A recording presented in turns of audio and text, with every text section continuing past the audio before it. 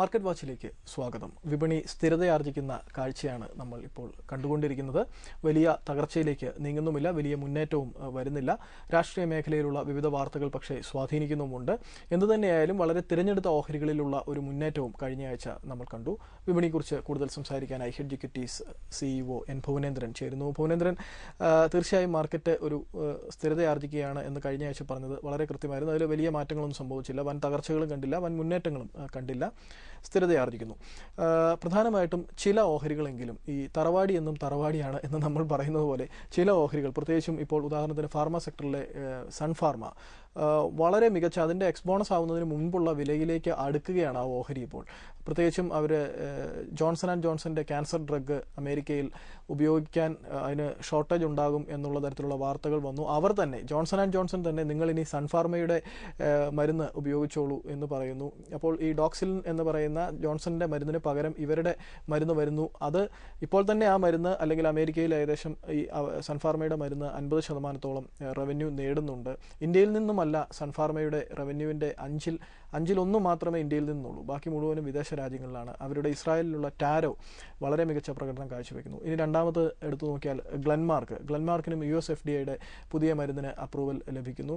ഇതെല്ലാം കാണിക്കുന്നത് നമ്മൾ മുൻപും പലപ്പോഴും പറയാറുള്ളത് പോലെ ഇന്ത്യൻ ഫാർമ കമ്പനികൾ ഒരു സ്വയം പര്യാപ്തത ആർജിച്ച് കഴിഞ്ഞു എന്ന് വേണമെങ്കിൽ ഇതെല്ലാം നോക്കുമ്പോൾ പറയാം. ഇത്തരം തറവാടിത്വമുള്ള കമ്പനികളിൽ ഇനി എങ്ങനെയായിരിക്കണം സ്ട്രാറ്റജി? പലപ്പോഴും ഇന്ത്യൻ കമ്പനികൾ പലതും ഇപ്പോൾ ഗ്ലോബൽ കമ്പനി അല്ലെങ്കിൽ ഗ്ലോബൽ പ്രസൻസ് ഉള്ള കമ്പനിയാണ്. അപ്പോൾ അതിൻ്റെ ഈ റിഫ്ലക്ഷൻ നമ്മൾ ഇതിൽ സ്റ്റോക്കിൽ ഇപ്പോൾ ടാറ്റ മോട്ടോഴ്സ് അല്ലെങ്കിൽ ഗ്ലെൻമാർക്ക് അല്ലെങ്കിൽ ലൂപ്പിൻ റെഡ്ഡീസ് എന്നൊക്കെ പറയുന്ന ഈ കമ്പനികളൊക്കെ തന്നെ ഇന്ത്യൻ കമ്പനിയല്ല, ശരിക്കും ഒരു ഗ്ലോബൽ കമ്പനി തന്നെയാണ്. അപ്പോൾ ഇങ്ങനെയുള്ള കമ്പനികളെ സംബന്ധിച്ച് ഡൗൺ സൈഡ് റിസ്ക് ഈ സ്റ്റോക്കുകളിലൊക്കെ വളരെയധികം കുറവായിരിക്കും. ഇങ്ങനെയുള്ള സ്റ്റോക്കുകൾ, ഇപ്പോൾ ഹിന്ദുസ്ഥാൻ യൂണിലിവർ, ഇതൊക്കെ അതിനൊരു എക്സാമ്പിൾ തന്നെയാണ്. അപ്പോൾ ഇങ്ങനെയുള്ള കമ്പനികൾ ഐഡന്റിഫൈ ചെയ്യുക, അതാണ് ഫ്രണ്ട് റൺ സ്റ്റോക്കിലേക്ക് മൂവ് ചെയ്യുക എന്ന് പറയുന്നത്. അപ്പോൾ ഡൗൺ സൈഡ് റിസ്ക് ഇങ്ങനെയുള്ള കമ്പനികളെ സംബന്ധിച്ച് കുറവായിരിക്കും എന്നുള്ളതാണ്. വളരെ ഷാർപ്പായിട്ടുള്ള ഫോൾ വരുമ്പോഴും ഇങ്ങനെയുള്ള സ്റ്റോക്കുകൾ ഇതിലൊന്നും പാർട്ടിസിപ്പേറ്റ് ചെയ്യാറില്ല. പിന്നെ പലപ്പോഴും പറയാറുണ്ട്, അടുത്തൊരു സെക്ടർ എന്ന് പറയുന്ന ഫാർമ സെക്ടർ തന്നെയായിരിക്കും. വളരെ പോസിറ്റീവായിട്ടുള്ള ഒരു സെക്ടർ തന്നെയാണ്. കാരണം ഈ കമ്പനികൾക്കെല്ലാം തന്നെ ഗ്ലോബൽ പ്രസൻസ് ഉണ്ട് എന്നുള്ളതാണ് അതിൻ്റെ ഒരു ഏറ്റവും വലിയ പോസിറ്റീവ് എന്ന് പറയുന്നത്. ഈ കമ്പനികളൊക്കെ തീർച്ചയായിട്ടും ഇൻവെസ്റ്റ്മെന്റ് അഡ്വൈസബിൾ ആണ്. കാരണം ഇൻവെസ്റ്റേഴ്സ്, എനിക്ക് തോന്നുന്നത് പാർട്ടിസിപ്പേഷൻ ഈ ഫാർമ സെക്ടറിലൊക്കെ തന്നെ, അതുപോലെ തന്നെ ഒരു 1000 എബോവ് സ്റ്റോക്കിന്റെ പ്രൈസ് മൂവ് ചെയ്താൽ ഇൻവെസ്റ്റേഴ്സിന്റെ പാർട്ടിസിപ്പേഷൻ വളരെയധികം കുറയുന്നതായിട്ടാണ് കാണുന്നത്. അപ്പോൾ ഇവിടെ നമ്മൾ ഡിമാറ്റ് ആണ്, ഒരു ഷെയർ പോലും മേടിക്കാം. അപ്പോൾ അതുകൊണ്ട് ഇപ്പോൾ 2000 അല്ലെങ്കിൽ 4000 സ്റ്റോക്കിന്റെ വാല്യൂ ഉള്ളത് കൊണ്ട് അതിൽ പാർട്ടിസിപ്പേറ്റ് ചെയ്യാതെ പോകണ്ട എന്നുള്ളതാണ് എൻ്റെ ഒരു അഭിപ്രായം. അതുപോലെ എപ്പോഴും നമ്മൾ 20 rupees 30 rupees എന്നുള്ള ആ ഒരു സ്ട്രാറ്റജി മാറ്റണം. നല്ല കമ്പനികളിൽ ചെറിയ ക്വാണ്ടിറ്റി ആണെങ്കിലും ഇൻവെസ്റ്റ്മെന്റ് നടത്തുക. അതുപോലെ തന്നെ റീറ്റെയിൽ ഇൻവെസ്റ്റേഴ്സിന്റെ കയ്യിൽ ഈ ഫാർമ സെക്ടറൊക്കെ വളരെയധികം കുറവാണ്. അടുത്തൊരു സെക്ടർ തന്നെയാണ് ഫാർമ സെക്ടർ. നമ്മളിപ്പോൾ കഴിഞ്ഞ 6 മാസമായിട്ട് പറഞ്ഞുകൊണ്ടിരിക്കുകയാണ്. അപ്പോൾ തീർച്ചയായിട്ടും അടുത്തൊരു സെക്ടർ എന്ന് പറയുന്ന ഫാർമ സെക്ടറാണ്. ഇതൊരു ഗ്ലോബൽ പ്രസൻസ് ഉണ്ട്, ഗ്ലോബൽ സെയിൽസ് ഉള്ള കമ്പനി. അപ്പോൾ ഇന്ത്യൻ കമ്പനി എന്നതിനെ നമുക്ക് വിശേഷിപ്പിക്കാൻ പോലും സാധിക്കില്ല. അതുകൊണ്ട് ഇൻവെസ്റ്റേഴ്സ് ആ സ്റ്റോക്കുകളിലും ഇൻവെസ്റ്റ്മെന്റ് നടത്തുക എന്നുള്ളതാണ്. ചെറിയ കറക്ഷൻസ് മാർക്കറ്റിൽ സംഭവിക്കും. ഇത് പറയുമ്പോഴും നമ്മൾ റാൻബാക്സി പോലെയുള്ള ഓഹരികൾ, അതും ഫാർമ സെക്ടറിൽ നിന്നാണ്. അപ്പോൾ ഇത് ഇന്ന് തിരഞ്ഞെടുക്കുകയാണെങ്കിൽ ഇപ്പോൾ സൺഫാർമ നമുക്കറിയാം, അവർക്ക് ഓരോ സ്റ്റെപ്പും അനുകൂലമായിട്ടാണ് വരുന്നത്. എല്ലാ മരുന്നുകളും ബ്ലോക്ക് ബസ്റ്റർ മരുന്നുകൾ ഉണ്ടാക്കുന്നു. അവരുടെ തന്നെ സൺഫാർമ അഡ്വാൻസ് റിസർച്ച് കമ്പനി ഇപ്പോൾ 125 രൂപയിൽ നിൽക്കുന്നു. അതും ഒരു വലിയ ഗവേഷണ പ്രക്രിയയിലാണ്, പുതിയ മരുന്നുകൾ, പുതിയ മോളിക്യൂളുകൾ ഉണ്ടാക്കാൻ. അതെല്ലാം പരിഗണിക്കുമ്പോൾ സൺഫാർമ ഒരു മികച്ച കമ്പനിയായി തന്നെ എണ്ണപ്പെടുന്നു. ഗ്ലെൻമാർക്ക് നമ്മൾ മികച്ച കമ്പനിയായി പറയപ്പെടുന്നു. പക്ഷേ ഈ ജപ്പാന്റെ കയ്യിലെത്തിയതിന് ശേഷം, ജപ്പാന്റെ ഡാച്ചി സാങ്യോ വാങ്ങിയതിന് ശേഷം, അതിന് മുൻപ് ഇന്ത്യൻ ഓണർ ഉണ്ടായിരുന്നപ്പോഴത്തെ മാനവേന്ദ്ര സിംഗ്, ശൈലേന്ദ്ര സിംഗ്, അവരുടെയൊക്കെ ഓണർഷിപ്പിൽ ഉണ്ടായിരുന്ന കമ്പനിയായിരുന്നു റാൻബാക്സി നല്ല കമ്പനിയായിട്ടാണ് നമ്മൾ കരുതുന്നത്.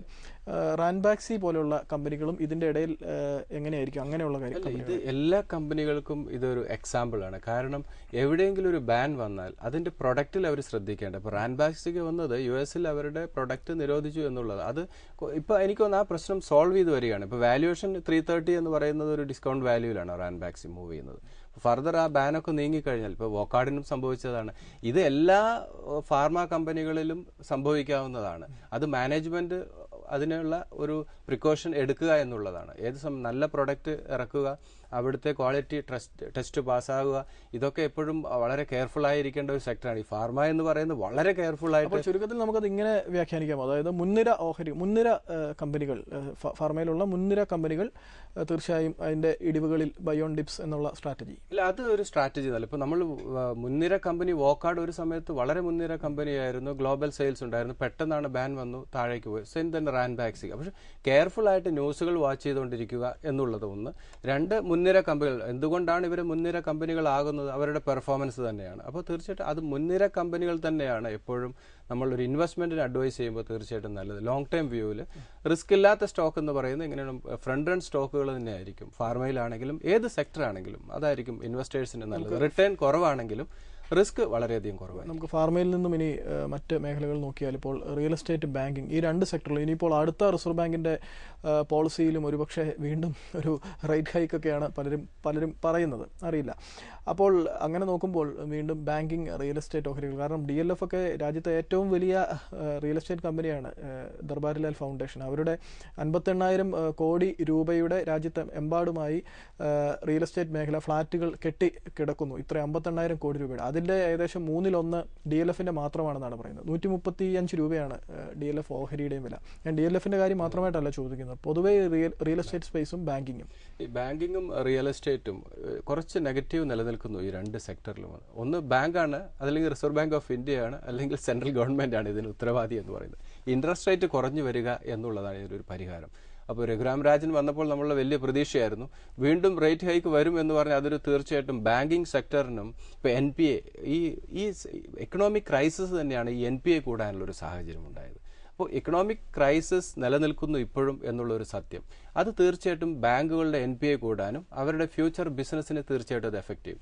ഈ ഇൻട്രസ്റ്റ് റേറ്റ് കൂടി നിൽക്കുന്നതാണ് ഈ റിയൽ എസ്റ്റേറ്റ് കമ്പനികളെ സംബന്ധിച്ചൊരു ബേർഡൻ എന്ന് പറയുന്നത്. ഇപ്പോൾ DLF എടുത്തു കഴിഞ്ഞാൽ എനിക്ക് തോന്നുന്നത് ഡെറ്റ് വളരെ കൂടുതലുണ്ടെങ്കിലും ഒരു ഡിസ്കൗണ്ട് വാല്യൂവിലാണ് സ്റ്റോക്ക്. അസറ്റ് വളരെയധികം ഉണ്ടെങ്കിൽ ഇത് റിയലൈസ് ചെയ്യാൻ പറ്റുന്നില്ല എന്നുള്ളതാണ്. വെച്ചാൽ അവരുടെ കടം വളരെയധികം കൂടി നിൽക്കുന്നു, അസറ്റ് ഒരു ഭാഗത്തുണ്ട്, അപ്പോൾ ഇൻട്രസ്റ്റ് ബേർഡൻ വളരെയധികം കൂടി നിൽക്കുന്നു, അതാണ് നെഗറ്റീവ്. പക്ഷേ ആ ന്യൂസ് ഡിസ്കൗണ്ട് ചെയ്തായി സ്റ്റോക്കിന്റെ വാല്യൂ നിൽക്കുന്നത്. പക്ഷേ ഫർദർ ഒരു ബാങ്കിങ് സെക്ടർ ആണെങ്കിലും റിയാലിറ്റി ആണെങ്കിലും ടോട്ടൽ നിഫ്റ്റിയിൽ ഒരു 5% കറക്ഷനുള്ള പോസിബിലിറ്റി നിലനിൽക്കുന്നുണ്ട്.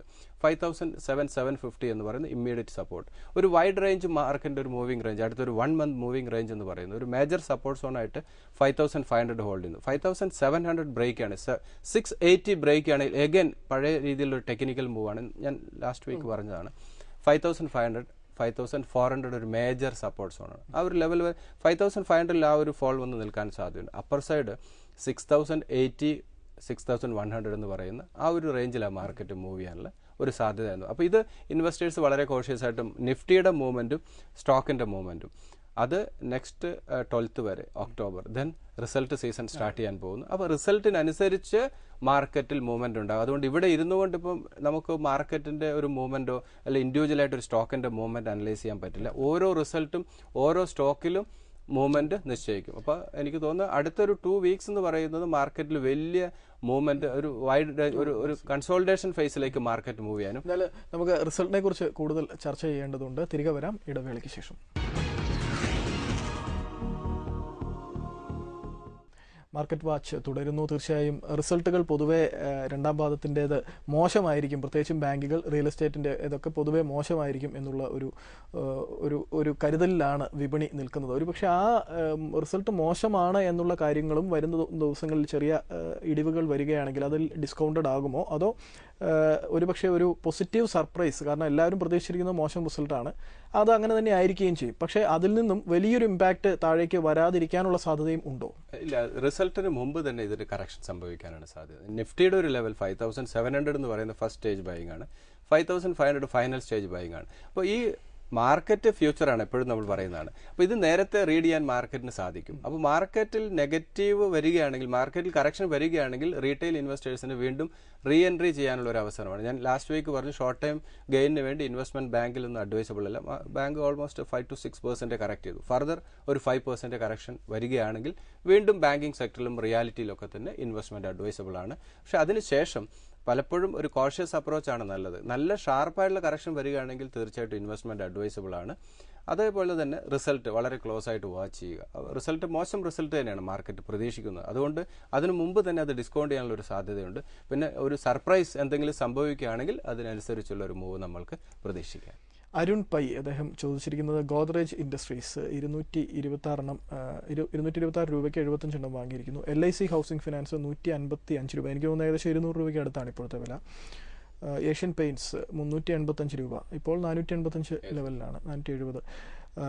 ആക്സിസ് ബാങ്ക് 775 രൂപയ്ക്ക് വാങ്ങി, നല്ല പ്രോഫിറ്റിലാണ്, 1000 മുകളിലല്ലേ ഇപ്പോഴും. യെസ് ബാങ്ക് 245 രൂപയ്ക്ക് 75. വളരെ റെയറായിട്ട് ഇങ്ങനെയുള്ള ഇൻവെസ്റ്റ്മെൻറ്റ്, കാരണം വളരെ ഡിസ്കൗണ്ട് വാല്യൂലാണ് ഇൻവെസ്റ്റ്മെൻ്റ് ഒക്കെ നടന്നിരിക്കുന്നത്. ഇതിൽ ഗോദ്രേജ് ഇൻഡസ്ട്രീസ് ഫണ്ടമെൻ്റലി വളരെ സൗണ്ട് ആയിട്ടുള്ള സ്റ്റോക്കാണ്. അത് ഈ സ്റ്റോക്കിൽ അഗെയിൻ ഇൻവെസ്റ്റ്മെൻറ്റ് അഡ്വൈസബിൾ ആണ്. 256, 220 ആണ് രണ്ട് സപ്പോർട്ട് ലെവൽ. 300 ലെവൽ ഒരു മേജർ റെസിസ്റ്റൻസ് ആണ്. ഈ ഒരു ലെവൽ മാർക്കറ്റിലൊരു പുൾ ബാക്ക് വരികയാണെങ്കിൽ ഈ ഒരു ലെവൽ വരുമ്പോൾ ഇദ്ദേഹം തീർച്ചയായിട്ടും ഷോർട്ട് ടൈം വ്യൂവിൽ ഈ സ്റ്റോക്കിൽ നിന്ന് എക്സിറ്റ് ചെയ്യുന്നതായിരിക്കും. ദെൻ കറക്ഷൻ വരുമ്പോൾ റീ എൻട്രി ചെയ്യുന്ന സ്ട്രാറ്റജി ആയിരിക്കും നല്ലത്.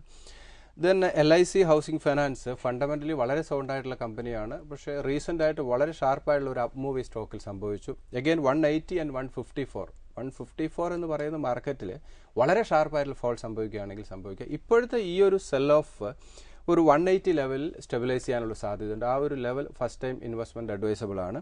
ദെൻ 220 ആണ് ഈ സ്റ്റോക്കിൽ ഷോർട്ട് ടൈം ഒരു റെസിസ്റ്റൻസ് ആയിട്ട് ഹോൾഡ് ചെയ്യുന്നത്.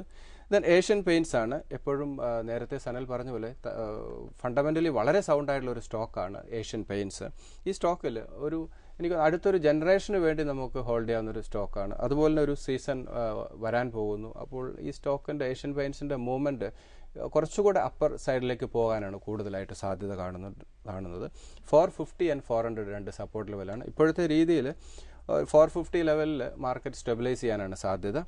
520 ആണ് സ്റ്റോക്കിൽ ഇമ്മീഡിയറ്റ് വരാവുന്ന ഒരു റെസിസ്റ്റൻസ്. ആ 520 എന്ന് പറയുന്നത് പോലെ ഒരു മൈനർ റെസിസ്റ്റൻസ് ആണ്. മാർക്കറ്റിലൊരു പോസിറ്റീവ് മൊമെൻറ്റം വരികയാണെങ്കിൽ ഈ സ്റ്റോക്ക് ആ ഒരു 520 ലെവൽ ബ്രേക്ക് ചെയ്യാനുള്ള സാധ്യത കൂടുതലാണ്. ദെൻ ആക്സിസ് ബാങ്ക് ആണ്. ആക്സിസ് ബാങ്കിൽ ലാസ്റ്റ് വീക്ക് വളരെ നല്ല കറക്ഷൻ നേരിട്ടു. Again 950 and 800. 950 എന്ന് പറയുന്നത് ഇമ്മീഡിയറ്റ് വരാവുന്ന ഒരു സപ്പോർട്ടാണ്. 800 എന്ന് പറയുന്നത് റിസൾട്ട് മോശമാവുകയാണെങ്കിൽ ടോട്ടൽ മാർക്കറ്റിൽ ഒരു സെൽ ഓഫ് വരികയാണെങ്കിൽ 800 ലെവലിലേക്ക് പോകും. അതൊരു മേജർ ഇൻവെസ്റ്റ്മെൻറ്റ് ലെവൽ തന്നെയാണ്. ലാസ്റ്റ് ഫോൾ എന്ന് പറയുന്നത് 765 വരെ വന്നതിന് ശേഷമാണ് 1100 മുകളിലേക്ക് ഈ സ്റ്റോക്ക് മൂവ് ചെയ്യുന്നത്. അപ്പോൾ ആക്സിസ് ബാങ്ക് എപ്പോഴും ഫണ്ടമെൻ്റലി സൗണ്ടാണ്. പക്ഷേ ഈ ബാങ്കിങ് സെക്ടറും ഈ ഏഷ്യൻ പെയിൻറ്റ്സ് എല്ലാ സ്റ്റോക്കിലും ആ റിസൾട്ട് ഒന്നുകൂടി പഠിച്ചതിന് ശേഷമുള്ളൊരു ഇൻവെസ്റ്റ്മെൻ്റ് ആയിരിക്കും അഡ്വൈസബിൾ. മാർക്കറ്റിലൊരു NPA കൂടാനും ബാങ്കിങ് സെക്ടറിൽ ഒരു മോശം റിസൾട്ടാണ് മാർക്കറ്റ് പ്രതീക്ഷിക്കുന്നത്. അതുകൊണ്ട് തന്നെ മാർക്കറ്റ് അതിന് മുമ്പ് ചിലപ്പോൾ കറക്റ്റ് ചെയ്യാനുള്ള ഒരു സാധ്യതയുണ്ട്. ആ ഒരു കറക്ഷൻ വരികയാണെങ്കിൽ വീണ്ടും റീ എൻട്രി ചെയ്യുന്ന ഒരു സ്ട്രാറ്റജി ആയിരിക്കും. ഇപ്പോഴത്തെ അനദർ ഒരു 2 വീക്സിന് ഈ ഒരു സ്ട്രാറ്റജി അഡാപ്റ്റ് ചെയ്യുന്നതായിരിക്കും ഇൻവെസ്റ്റേഴ്സിനെ സംബന്ധിച്ചിടത്തോളം നല്ലത്. ആക്സിസ് ബാങ്ക് 1250 ആണ് സ്റ്റോക്കിൽ ഇമ്മീഡിയറ്റ് വരാവുന്ന റെസിസ്റ്റൻസ്. വളരെ ബെറ്റർ ആയിട്ടുള്ള ഒരു റിസൾട്ട് വരികയാണെങ്കിൽ 1250 ലെവൽ വരെ പോകാനുള്ള സ്ട്രെങ്ത് ആക്സിസ് ബാങ്കിനുണ്ട്. ദെൻ എസ് ബാങ്കും ഒരു പോസിറ്റീവ് സോണിലാണ് സ്റ്റോക്ക് മൂവ് ചെയ്യുന്നത്. 302, 262 ഇപ്പോഴത്തെ രീതിയിൽ ഒരു റീ എൻട്രി ചെയ്യാവുന്ന ലെവൽ എന്ന് പറയുന്നത് 265, 62 ലെവലാണ്. അത് റീറ്റെയിൽ ഇൻവെസ്റ്റേഴ്സ് ആ ഒരു ലെവലിലേക്ക് വരികയാണെങ്കിൽ വീണ്ടും ഈ സ്റ്റോക്കിൽ എക്സ്പോഷർ അഡ്വൈസബിൾ ആണ്.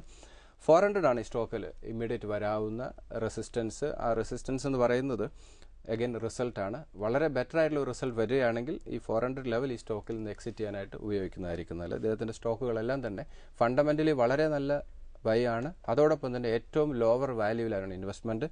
അടുത്ത റെസിസ്റ്റൻസ് മാർക്കറ്റിൻ്റെ ഈ ഒരു ലെവൽ ഈ പോസിറ്റീവ് മൊമെൻറ്റം കണ്ടിന്യൂ ചെയ്ത് മാർക്കറ്റ് ഒരു പോസിറ്റീവ് സോണിലേക്ക് മൂവ് ചെയ്യുകയാണെങ്കിൽ തൽക്കാലം ഈ സ്റ്റോക്കിൽ നിന്ന് എക്സിറ്റ് ചെയ്ത് വീണ്ടും റീ എൻട്രി ചെയ്യുന്ന സ്ട്രാറ്റജി ആയിരിക്കാം നല്ലത്. മറ്റൊന്ന്, ഇതിനോടൊപ്പം ബാങ്കുകളുടെ കാര്യം പറഞ്ഞതുകൊണ്ട് ICICI ബാങ്ക് നന്നായി വെള്ളിയാഴ്ചത്തെ ഒരു നല്ല കറക്ഷൻ വന്നിട്ടുണ്ട്. ഏകദേശം 921 ലെവലിലേക്ക് വന്നിട്ടുണ്ട്. ഇത് 900-നും താഴേക്ക് പോകാനുള്ള സാധ്യതയുണ്ട്. ഉണ്ടെങ്കിൽ അന്നേരം ഏത് ലെവലുകളിലായിരിക്കും വാങ്ങുന്നത്? ICICI ബാങ്ക് ഒരു 860, 880 ലെവലാണ്. അടുത്തൊരു സെൽ ഓഫ് വരികയാണെങ്കിൽ ആ ഒരു ലെവലിൽ സ്റ്റെബിലൈസ് ചെയ്യാനുള്ള സാധ്യതയാണ്. ഒരു ലെവൽ വരുമ്പോൾ ഇൻവെസ്റ്റ്മെൻറ്റ് അഡ്വൈസബിൾ ആയിരിക്കും. ഇപ്പോഴത്തെ കറണ്ട് ലെവൽ ഇപ്പോഴൊരു വീക്ക്നെസ് നിലനിൽക്കുന്നു എന്നുള്ളതാണ് അതിൻ്റെ ഒരു സത്യം. പക്ഷെ അത് കുറച്ചുകൂടെ പേഷ്യൻസ് കാണിക്കുക. ഒരു ഫ്രഷ് ആയിട്ട് ഇൻവെസ്റ്റ്മെൻറ്റ് നടത്താൻ ഉദ്ദേശിക്കുന്നവരെ സംബന്ധിച്ച് കുറച്ചുകൂടെ പേഷ്യൻസ് കാണിക്കുക. അതേസമയത്ത് ഒരു ട്രേഡിംഗ് ആംഗിളിലാണെങ്കിൽ ഇമ്മീഡിയറ്റ് സപ്പോർട്ട് 900 ലെവലിലാണ്. ആ ഒരു ലെവൽ ക്ലോസ് ആയി വാച്ച് ചെയ്ത് അവിടെ സ്റ്റെബിലൈസ് ചെയ്യുന്നുണ്ടെങ്കിൽ വീണ്ടും റീ എൻട്രി ചെയ്യാം. നമുക്ക് തിരികെ വരാം ഇടവേളയ്ക്ക് ശേഷം.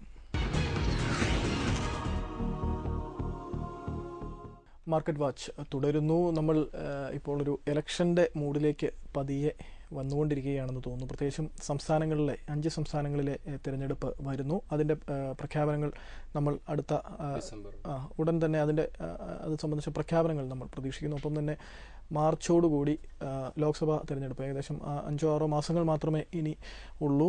അതിൻ്റെ ഭാഗമായിട്ട് രാഹുൽ ഗാന്ധിയും നരേന്ദ്രമോദിയും എല്ലാം വളരെ സജീവമായി രാജ്യമെമ്പാടും സന്ദർശനം നടത്തുന്നു.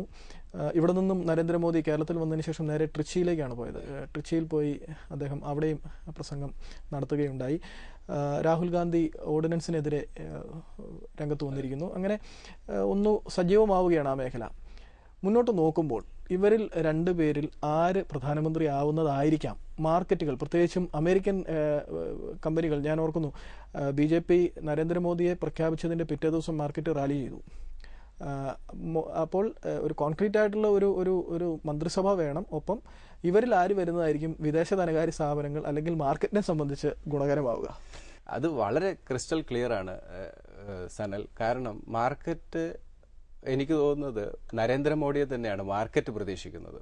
ഇപ്പോൾ US അതല്ലെങ്കിൽ നമുക്കറിയാം, ഇതിനു മുമ്പ് BJP മിനിസ്ട്രി അധികാരത്തിൽ വന്നപ്പോൾ കൂടുതൽ സ്വദേശിവൽക്കരണം വരും എന്നൊക്കെ പ്രതീക്ഷിച്ചിരുന്നു. എന്നാൽ അതൊന്നും സംഭവിച്ചില്ല. അതുകൊണ്ട് തന്നെ മാർക്കറ്റിന്റെ പ്രതീക്ഷ എന്ന് പറയുന്നത്, അല്ലെങ്കിൽ മാർക്കറ്റിന്റെ പ്രതീക്ഷയല്ല, മാർക്കറ്റ് പ്രതീക്ഷിക്കുന്നത് മോഡിയെ പോലെയുള്ള ഒരു സ്ട്രോങ് ലീഡറെയാണ്.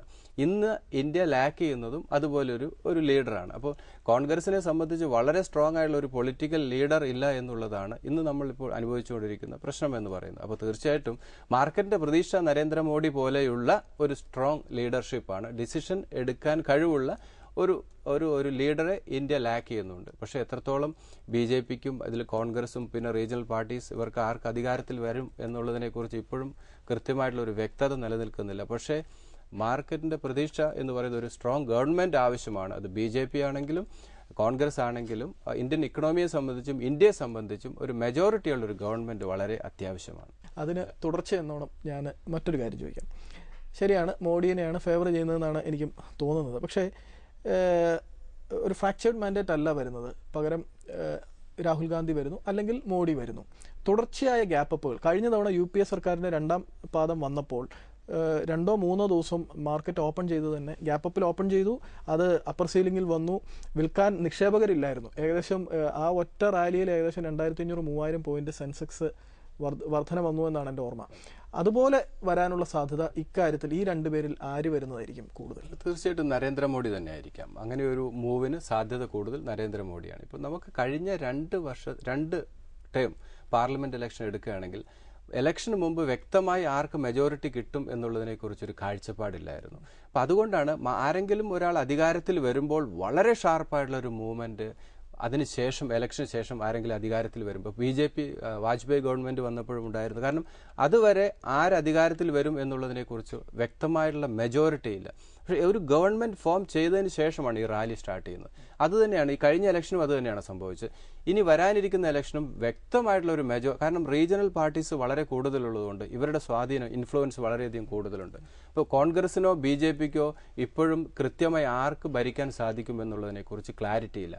അതുതന്നെയാണ് മാർക്കറ്റിന്റെ പ്രശ്നവും. അപ്പോൾ മാർക്കറ്റ് അധികാരത്തിൽ വന്നു, അധികാരത്തിൽ വന്നതിന് ശേഷം നമ്മൾക്ക് വളരെ ഷാർപ്പായിട്ടുള്ളൊരു മൂവ് പ്രതീക്ഷിക്കാൻ സാധിക്കും. ഇനി വരുന്ന ഇലക്ഷനും അത് തന്നെയാണ് സംഭവിക്കാൻ സാധ്യത. ഇലക്ഷന് മുമ്പ് നമ്മൾ ആസ് യൂഷ്വൽ സംഭവിക്കുന്ന പോലെയുള്ള കറക്ഷൻസിനുള്ള സാധ്യത വളരെയധികം കൂടുതലാണ്.